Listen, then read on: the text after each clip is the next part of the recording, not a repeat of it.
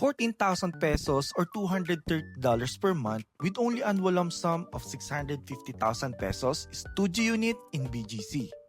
Uptown Modern is the last residential condo in Uptown Bonifacio. This property is located along 9th Avenue, corner 40th Street.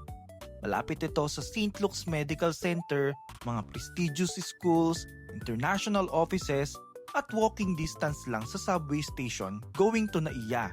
Kaya naman, in great demand ito for Airbnb business or long-term rental.